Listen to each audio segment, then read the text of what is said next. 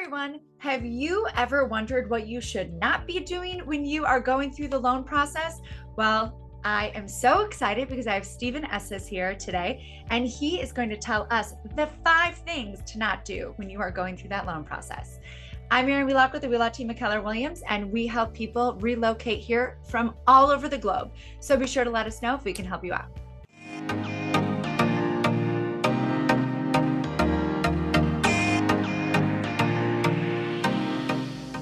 I'm so excited because here is Stephen Esses, and he's going to go over the 5 things that you should not do when going through the mortgage process.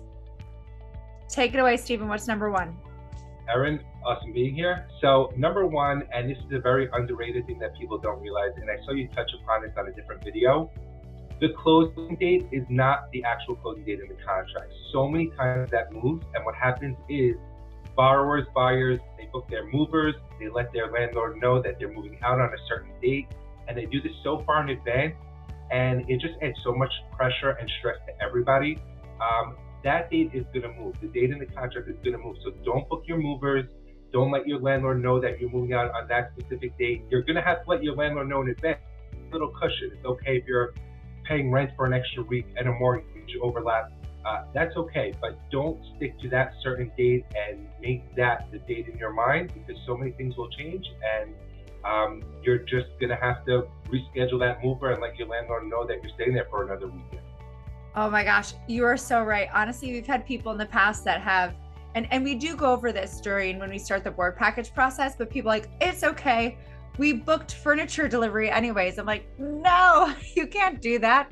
I'm glad you brought that up again. Yeah. All right, what is number 2?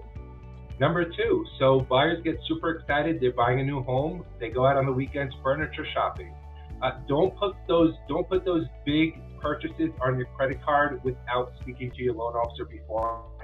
If you have a tight debt to income ratio, that's a qualification term. If you're tight and you can't take on new debt, the bank is gonna write it again before closing out the soft close. So we won't see new credit scores, but we will see any new additional debt that you took out. So don't make any large purchases that you're not able to pay off without consulting your loan officer, because it could very well be that that's going to hurt your approval. So just make sure any large purchases during the loan process, you're running by your loan officer, make sure you can afford it. That's a really good point. And what would be, what is the debt to income that you guys are looking for the bank? So each bank is different. Typically, you want to be at a 43% debt to income ratio. That's all your debts divided by your income cannot exceed 43%. So if you're at that 42, 41%, and now you're going to go put a $5,000 purchase on your credit card, that may very well hurt your qualification. Some banks will let you go up to 45%, sometimes 50%, depends on the loan program. But you want to be around that 43 to 45%. And that's super important for the condo buyers because they're not as worried about a debt to income ratio with the board. But that's also so important because co-op buyers, after you turn in your board package, the bank is going to rerun everything. So you have to make sure, just because the board is seeing something that may be approved by them, that doesn't mean you don't have a second checkup with the bank. And you guys are checking that up until the very end, right? Up until the very end. So we run an initial credit pull at the beginning of the process. That's a hard pull. We see your credit scores, we see your full credit report. Right before closing, we do a soft pull, and we will be able to see any additional debt that you took out, anything that has changed from the original hard pull. All right, there we go. So number 2, make sure that you are talking to your loan officer about any potential purchases on those credit cards. Not coffee, big purchases. I love it. All right, what is number 3? Okay, so this one is actually the most frustrating one for me as the loan officer going through the process, because it seems so minute and borrowers don't think twice about this. It's moving around money between your accounts. It's depositing cash into your account. It's taking funds, gift money from non-family members or even family members. You have to be able to source everything, and sometimes it's very easy to source.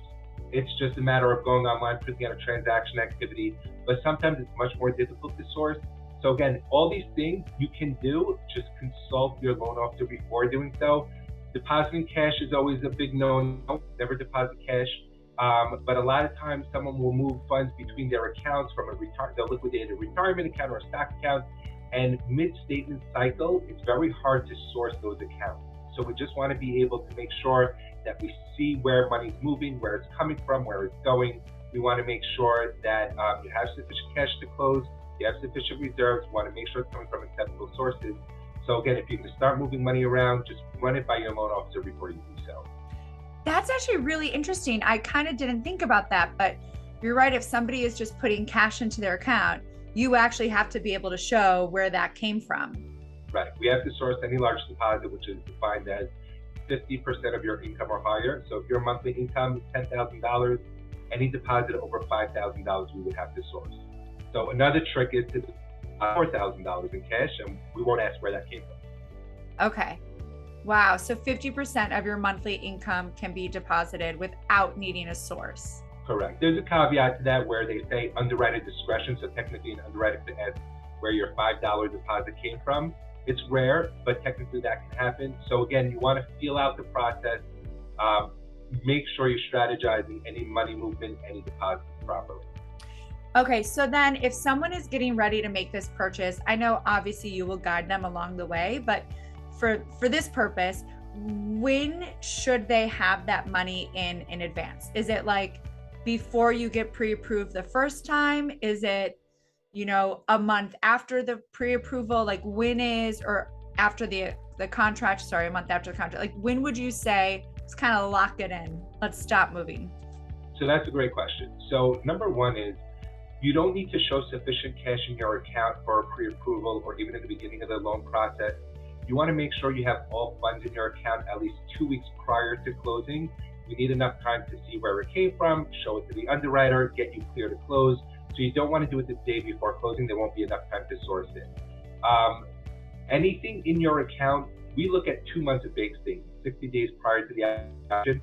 Anything in your account prior to that 2 months, we won't question where that came from. So they do some, moving around the funds where you won't be able to source, make sure it's in your account. During the pre-approval process, that can sometimes take a while.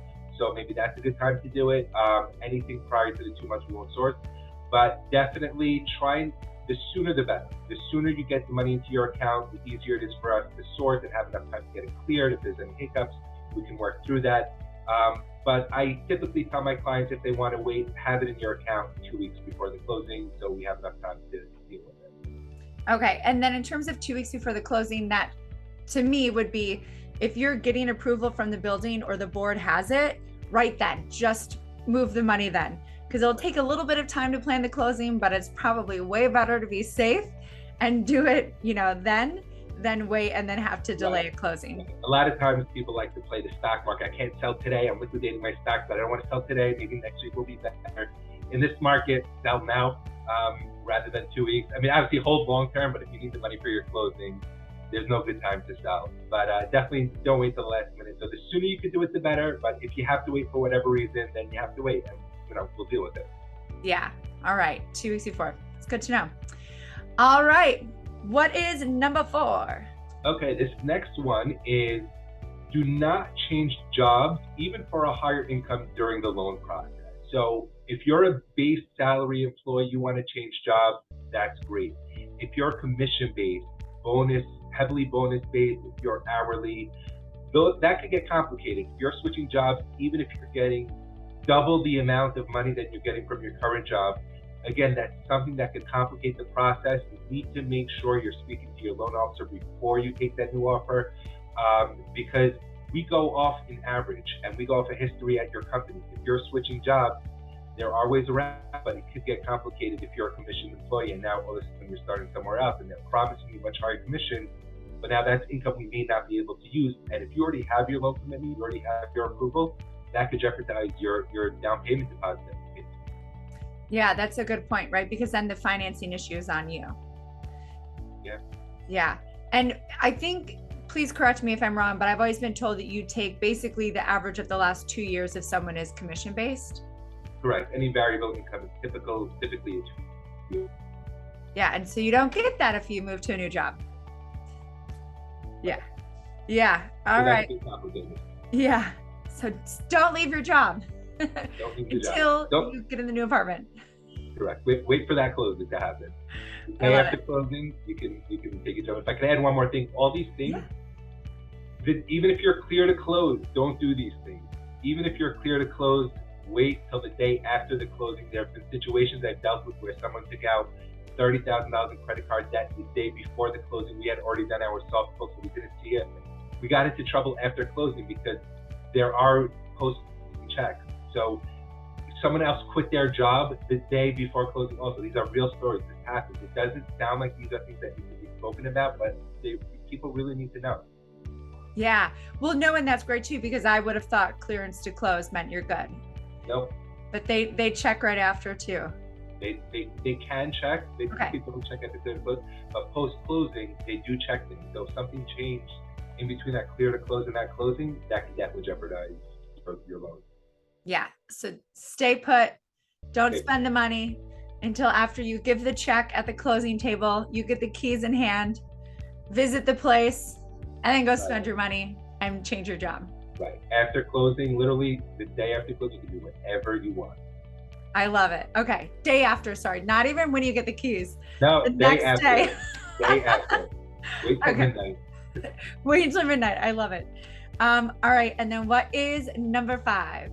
Okay. Number 5, the borrower, the buyer, they're the star of the show. They are the one that everybody is looking to, the attorneys, the realtors, the loan officer. Do not book travel. Do not go overseas without notifying everybody involved that you're going to be MIA for 2 weeks or for a week. It's happened where someone says, I'll be back a week before closing. They go overseas for 2 weeks and it's impossible to get in touch with them, or they're very slow to respond. It's a very involved process. We're always asking for updated documents. We're always asking for things. I'm sure if you're going through a co-op process, you need them available. So if you're going to be traveling, if you're going to be unavailable, just let everybody know so we can plan around it and try and let them know as early as possible.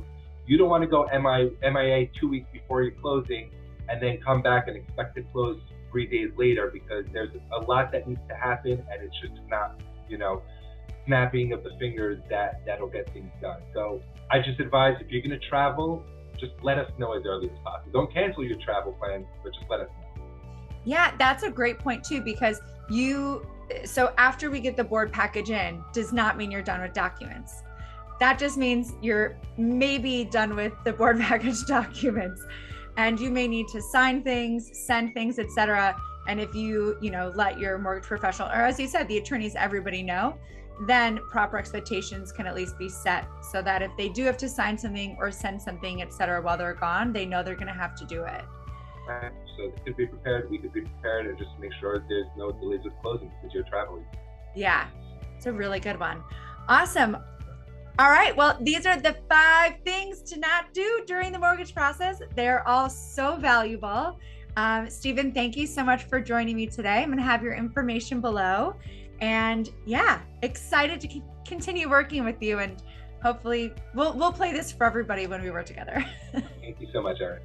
Of course. Thanks. Bye. Take care.